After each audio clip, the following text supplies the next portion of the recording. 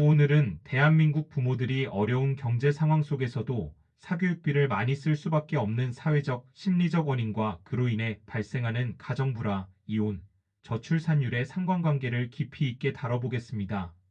특히 부모들이 왜 이렇게까지 사교육에 집착하는지 그들의 심정을 동서양 고전에 비추어 풀어보고 결국은 그럴 필요가 없다는 점을 위로와 안심의 메시지로 전하고자 합니다.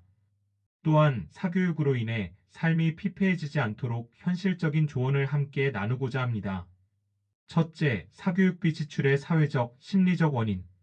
대한민국에서 교육은 단순한 학습의 문제가 아니라 사회적 성공과 직결되는 요소로 여겨져 왔습니다. 이는 동서양을 막론하고 고대부터 이어져 온 현상입니다.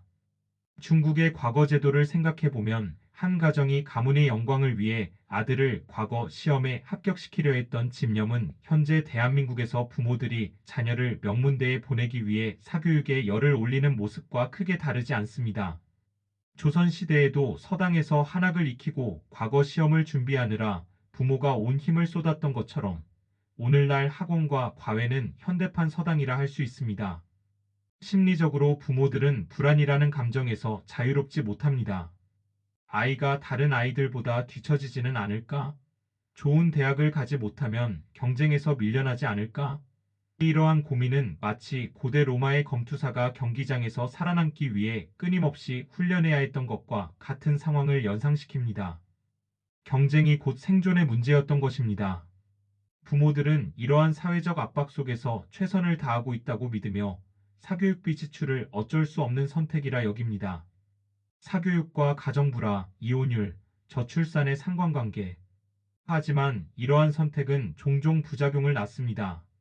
사교육비 부담이 가계 경제를 압박하고 부모 간의 의견 충돌을 유발하며 결국 가정불화를 초래합니다.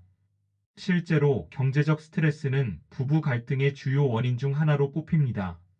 맞벌이 가정의 경우 한쪽 부모가 사교육비 지출을 위해 더욱 많은 노동을 감당해야 하고 그로 인해 가족 간의 유대가 약해지는 악순환이 발생합니다. 이는 결국 이혼율 증가로 이어지는 요인 중 하나가 됩니다. 저출산 문제도 이와 무관하지 않습니다. 부모들은 아이를 하나만 낳아서라도 최상의 교육을 시켜야 한다는 압박을 느끼며 출산을 기피하게 됩니다. 이는 중국 한나라 시대에도 비슷한 사례가 있었습니다. 당시 귀족 가정들은 가문의 부를 유지하기 위해 자녀 수를 제한하고 집중적으로 교육시키는 경향을 보였습니다. 오늘날 대한민국의 현실도 크게 다르지 않습니다. 사교육비 부담은 출산을 망설이게 하고 이는 결국 국가적으로도 심각한 인구 감소 문제로 이어지고 있습니다. 둘째, 굳이 그렇게까지 할 필요가 없다. 부모들에게 보내는 위로와 조언. 그러나 우리가 다시 생각해 볼 필요가 있습니다.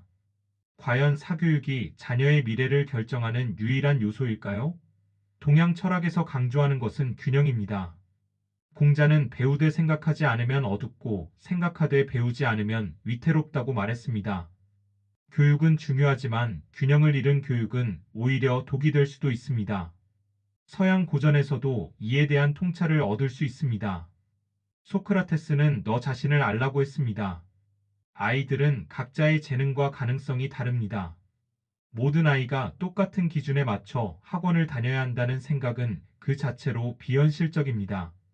진정한 교육은 아이의 개성을 살리고 자율성을 키우는 데 있습니다. 부모가 불안을 내려놓고 아이를 믿어주는 것이야말로 가장 강력한 교육 방식일지도 모릅니다. 셋째, 사교육으로 인해 삶이 피폐해지지 않도록 하는 법. 우선 사교육비 지출의 한계를 정하라입니다. 가족이 감당할 수 있는 경제적 한계를 설정하고 과도한 지출을 막아야 합니다. 다음으로 아이와 충분히 대화하라입니다. 아이가 원하지 않는 교육을 강요하는 것은 오히려 역효과를 낳습니다. 아이의 흥미와 적성을 존중하는 것이 중요합니다. 다음은 공교육을 신뢰하라입니다.